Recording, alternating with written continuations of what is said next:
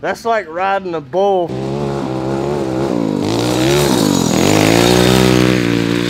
Jeez. Oh, we're broken. Oh, dear.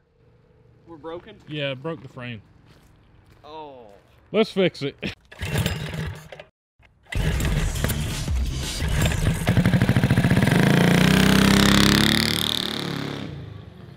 Our DIY shifter cart passed its first road test with flying colors, and on today's episode of Cars and Cameras, we're going to take it for a full send and maybe even a top speed run. But first, we're going to install a clutch lever so we can test clutch dump, and we need to fix our brakes because about half of our brake pads are made out of a block of wood right now. And then we're going to be getting to some action. All right, so first things first, we're going to be going over some things that have popped up since the first ride. So the weird thing is the chain between the engine and the transmission, I'm going to call it the primary chain, has gotten extremely tight. Usually when something goes wrong, the chain gets loose. In this case, it got really tight. So tight that I can barely turn the clutch on the engine. So we're going to be loosening up the engine, straightening it back up because it is a bit crooked. John rode it pretty hard. Then the brakes. Brakes are an issue. We were looking into hydraulic brakes on this build, but it doesn't appear that we have any hydraulic brakes in stock to put on this thing. So we're going to be repairing what we've got. We're going to be... I guess we'll kind of go over that part a little later. It's pretty funny. So, yeah, let's go ahead and get that. Charles, you want to do the brake while I do the engine? Yeah, man. I'll take care of it. So let's set up this camera and get started. You would have figured whoever designed this engine plate on this cart would have made it easily accessible. Nah. No. Just like oil filters on modern cars. Yeah. All right, buddy, what you got? Okay, so this might be part of our issue. Oh, I know exactly what you're talking about. Is that we have one good brake pad on the inside, but then this one, I guess we lost. Y'all lost one, or yeah, we lost a brake pad, and we wound up whittling one out of a piece of wood, which worked for a little while. Does it look like it's been cooked?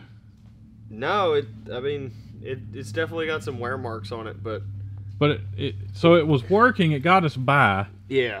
But yeah, it's not gonna perform as well as a regular. We're gonna put a real brake pad. I know this doesn't look too great, but it's the right material and whatnot. So another thing I think we lost was the pin. Yeah. And we wound up whittling one out of a bolt, which again got us by. But we have another one, the correct piece that we're going to put back in it. Looks like a bullet from the Civil War. Yeah. So, and hopefully our brakes are going to work a lot better because we really need brakes because this thing is really moving out.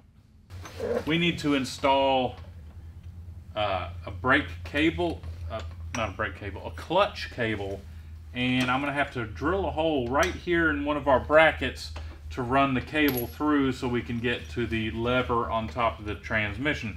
Now, we don't know if the clutch works, but I'm pretty sure it does. We're gonna find out. So here's what I got for our clutch so far. What I've got is a cable here. You can pick it up at gopowersports.com. Link in the description. It's 63 inches, which is gonna get us from our lever here. We're going to be installing like a bicycle hand brake lever to the cable. It's running down the frame to the back of the go-kart right at the transmission clutch lever. I think it's going to work out pretty good for those clutch dumps that John's going to be doing. Small lever like this. Literally just exists for a clutch dump. Yeah, yeah. So I'm thinking a 2-finger clutch. I feel like 2 fingers could probably work it. Oh, I agree. Yeah, I figured out. This would look way cooler than this. I agree. I'm glad you agree. This is what we're going with, buddy. Now I'm going to put 2 little tabs and there's going to be a tab coming off of here with the cable attached to that right there. Oh, cool.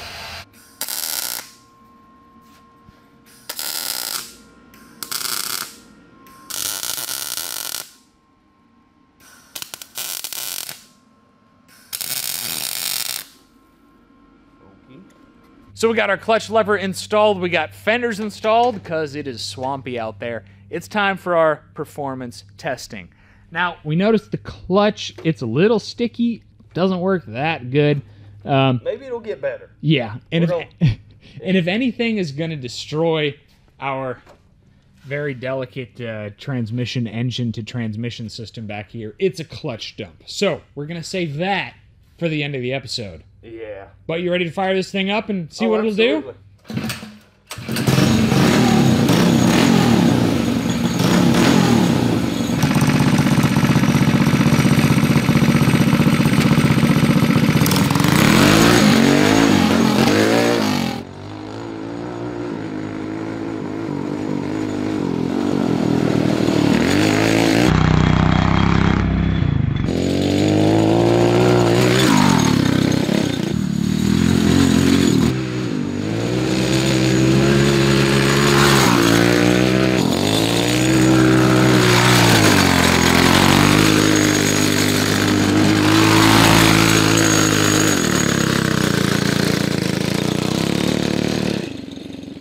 Doing all right? Yeah.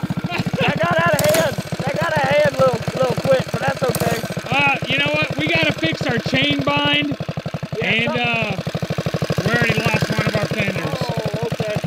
Not quite. You okay? Yeah, I got some mud in my eye, but I'm good. How did I get muddy? I don't know. that thing looks freaking awesome, but I know Charles is getting beat up on it. And I noticed we have some fuel pouring out of the carburetor. Maybe we have a need to adjust our float level. And we got some chain chunking, so got to look into that too. And then we'll be right back at it. That's like riding a bull for 88 seconds. My goodness. Hey, you look a lot less muddy than before. Yeah, I know. Yeah, not too bad. Oh, that's a wild ride. I don't think I got it in neutral, but oh. Whole lot of horsepower, no suspension. Yeah. It looks pretty impressive. Yeah. I think we broke something. Broke the weld. That's okay. Yeah. All right, sweet. Well, it looks awesome. We just got to fix it again. And I think it's all time we get a lap around the Cars and Cameras Grand Prix test track. Looking forward to it. I just wanted to pop in here and give a big thank you to everyone who used our special Go Power Sports holiday discount code CCMEGA10 on the Megamoto Complete Kit from Go Power Sports. We had a lot of people take advantage of the 10% off, as well as free shipping and a free hat that came with our special discount code. So Go Power Sports says that the pricing is going up on the Megamoto going into 2023, but they're giving us one last chance to share our special discount code CCMEGA10 for 10% off the best mid-range mini bike kit on the market, as well as free shipping. So it's the Megamoto 212 Complete Kit. It's a beefy construction, front suspension, front and rear brakes, Tillotson 212 electric start engine. It really is a killer deal, great value. We made an episode on it you can check out, but I'd say for the next week or so only is your last chance to get a hold of a killer deal on an amazing bike. That's CC Mega 10 at checkout. Help support Cars and Cameras by using our discount code and get your hands on a killer bike. We figure that the crankshaft is bent on the transmission, right? Yeah. And it causes the whole cart to vibrate, so this thing requires more maintenance than than anything we've ever built before. We keep losing bolts in the fenders, and the engine mounting bolts keep loosening. Yeah. It's like riding on the rumble strips for a while. Exactly, it's like riding on the rumble strips, but man, it is fast. And this wouldn't be a proper full send video without us all taking turns around our test track, the Cars and Cameras Grand Prix. So I'm gonna do a test lap first, and then a hot lap, and then the boys are gonna do it, and then we're gonna compare our times on the leaderboard.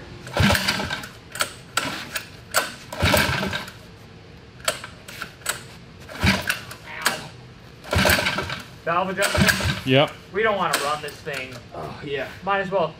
I mean, we don't want to run it with needing a valve adjustment, right? We were just about ready to go take this thing out on our hot laps and went to go try to crank it up, and the pull handle pulled right out of our hands.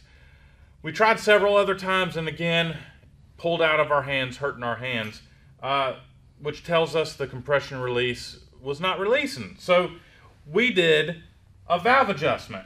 Well, guess what? Our valve adjustment did not work. Still pulls the handle out of our hands. So I did a little bit of research, and I've seen where people have had their compression releases break on them. Now, if that happened on this engine, I don't blame it. We've had this engine on multiple projects. It's got hours and hours of time on it at wide open throttle. So we have beat the immortal snot out of this engine. So the only thing we can do is pull the side cover off and check the camshaft. I'm a little worried about pieces of the compression release maybe getting down into the engine and destroying the engine. We don't want that. So we're going to pull the side cover off and check things out. So Charles, let's get on this engine. All right, I'll grab some tools. All right. All right, bud. We're just gonna take the side cover off with the oil in it. Yep, and we will change it once we take it down. Okay, so sounds good. Yeah. I think it's probably time for an oil change. It is. Oh dear. Well, look at that. It's already coming out the valve. Oh wow, that is It's got a lot of shimmer yeah. to it. Let's just go ahead and drain it and. Yeah, we're gonna go ahead and drain it. And This awesome table's got a. I know, isn't it nice? It's a bin pack table. I love how it's got the drain in the center, and right under here we have a pan. So Charles is going to take the drain loose, and yeah, that oil's pretty nasty.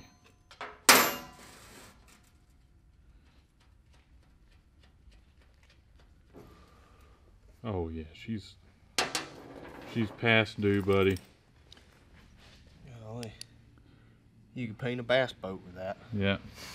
Alright, so next shot will be us opening up the side case and pulling the camshaft out. So we got the side cover off, now I'm going to pull the camshaft out. And wondering what we're going to find on this camshaft. I hope we find something. I'd hate to be wrong. And guess what? The compression release is stuck wide open. Look, it's broken. Here, I'll bring it in close. There's the compression release. It's supposed to be over here. This is the first time I've ever seen this. What is going on here? Oh, there it is.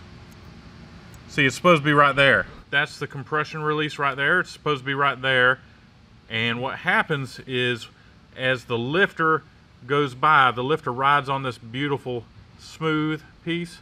When it hits this, it actually lifts up the valve for a split second and allows the compression to release. So that thing's broken? Yeah, when this thing spins around at RPM, yeah, anything, I'm gonna just say anything over 500 RPM, this weight right here slings out. And it takes it out of the way. And it takes it out of the way and gives you all the compression, gives you all the power. But as you see, it's not spinning and the weight is still stuck out. We've got a bad compression release. Oh, so basically, like it was staying. So it's like it was staying in high gear. It was staying. I know what you mean. I know what you mean. I'm just making a joke, but yeah. What is wrong? Well, do you want to go and see if we have another Fire 265? I could try to see if I can fix this one. Okay. So, I think I know what's wrong with the camshaft. I'm pretty sure that a piece of debris might have gotten stuck in behind the mechanism here. Because as you can see, it is functioning as it should now. So I could probably put this camshaft right in and well, it hung up again. So, perfect example here, guys. It's now it's becoming, it's working again. You know what we're gonna do? We're just gonna put this camshaft to the side, and lucky for us, we saved another original camshaft. Now this one has the same exact numbers as this, and it's going to get us going again. Now I will mention one thing. With the 55-pound springs, there is some wear on the compression release mechanism right there. And that's going to happen, you know, with performance parts. 55-pound springs, these things were not exactly designed to handle 55-pound springs. But we want to keep running the compression release because it makes it easier to start. So, you know, in another 6 months to a year, if we keep running it hard like we have been, we're probably going to have to do this all over again. So, new camshaft going in, and we're going to be getting this thing back on the track, throwing down some awesome laps. Ain't that right, Charles? Oh, yeah. Yep. I definitely would recommend going back through and checking the valve clearance again, and make sure it's a-okay. So we're going back together.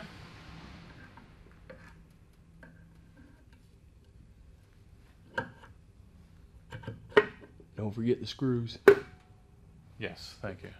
Take them things out. Don't need to tighten this thing down with those in. That'd be bad. Oh, boy.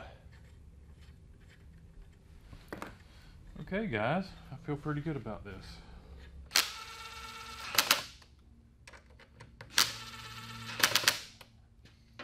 Alright, we're good to go, boys.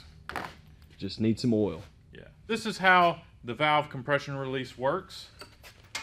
When the exhaust valve starts to open and it goes through its full cycle, you're going to see your big opening and then a tiny little boop. That's the compression release. Now we're going Full open, intake, and boop. Compression just a release. tiny little bit. Just a tiny little one. I've never noticed that. Yeah. Yep, because at about 500 RPM it stops engaging and the engine runs normal. But I do need to adjust the valves. It is actually tighter than the other camshaft. Oh, yeah. well, yeah, because this cam isn't broke in, so. Yeah. So. All right, the guys got the engine back together. It's time for our hot laps.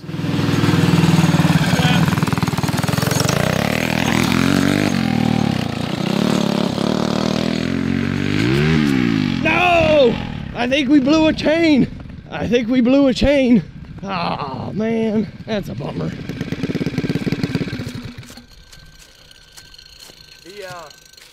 Oh, man. The primary chain, sir. Okay. Master link came apart, it looks like. Yeah. Darn it. All right. Pretty fast. Yeah. Back to the shop.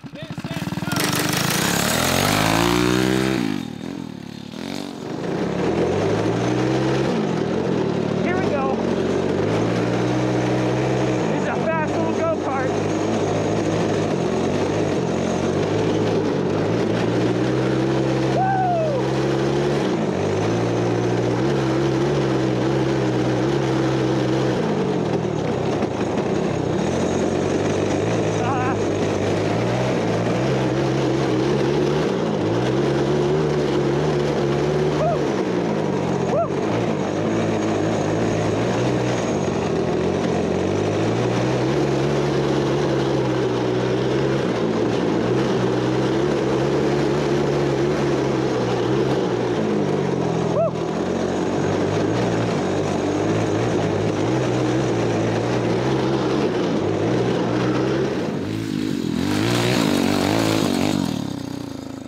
You alright, buddy? Yeah. Those front tires are Yeah, there's a problem with your alignment. Oh, that's scary. How did that happen? Wow, that is bad. Yeah. Oh. Yeah, that's straight. Alright, so we gotta fix that. But you did an excellent lap with that bad of an alignment. Yeah, you were towed in for speed. Yeah, you ain't lying. The tagline for this episode is, all right, well, let's fix that. Yeah. Okay. Yeah. Right. Oh, we're broken. Oh, dear. We're broken? Yeah, broke the frame. Oh. Let's fix it. Oh, we did break the frame. It's a good thing it's rosetted. Yeah. All right. We'll fix it. Well, it doesn't open up, so. Yeah. I mean, that's why you rosette it, guys. Yeah, there's a sleeve in There there. is a from sleeve there in to there.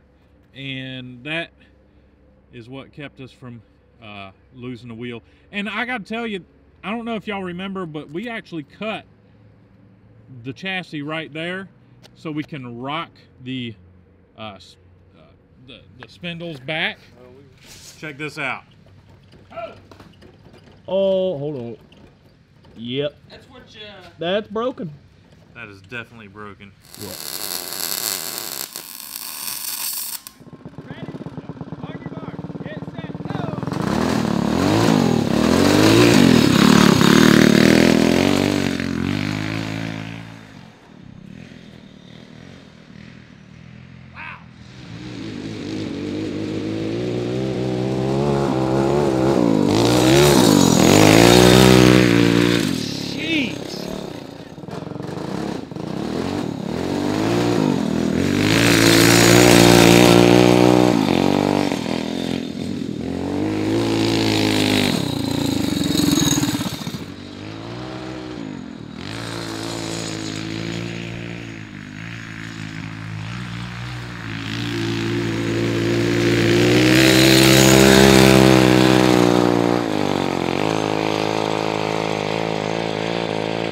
Yeah, I think we just lost a chain.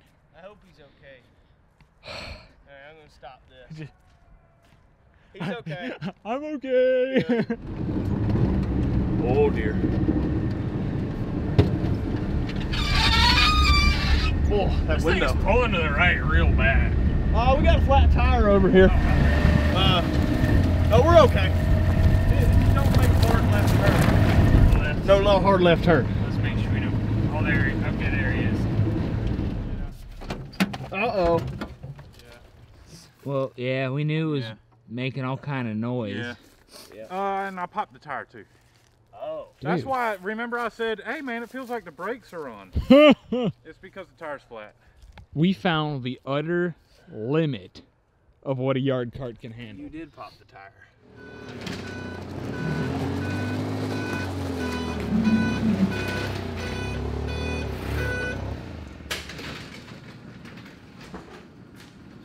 Thanks for coming and get me, buddy. Golly, the recovery vehicle almost needed a recovery vehicle.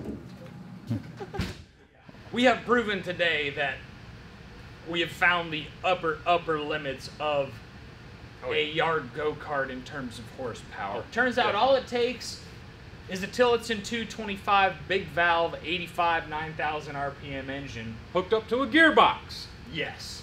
Yeah. Holy moly. If you want to see more of this project, let us know down in the comments. We had a lot of fun riding it. Not as much fun working on it. I think It wasn't bad.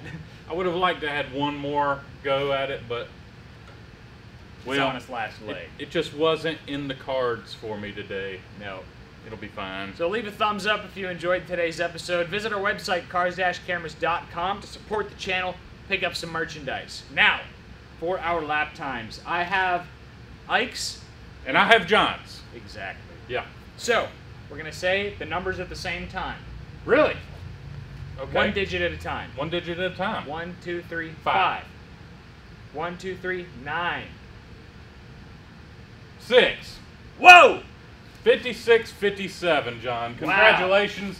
You are right below That is 1/100th behind the cross the cart. cross cart. Wow. And there is definitely another second or more in it. It's just Definitely. Definitely. hurts so bad. And Ike, you would have been right here, sandwiched between Honduki and the Gambler MB200. Okay. Good Wow. job. Cool. This thing was fast. Very fast. And it's definitely got more in it. Definitely more in it. So we might come back with a 2.0, try to reinforce everything and run it some more. But I think we're done for now. So thank you all for watching. We'll see you next time. Up there. Ike, Yeah. turn around. You got something on your nose. Did they get it? No. It's still there. And remember, if you don't have any assembly lube, motor oil works fine, bearing grease. Especially if you're throwing this thing together right away, regular motor oil will be fine. Yep. I just really like assembly lube. Yeah, because assembly lube's kind of good, because if you build the engine, you can let it sit up for quite a while.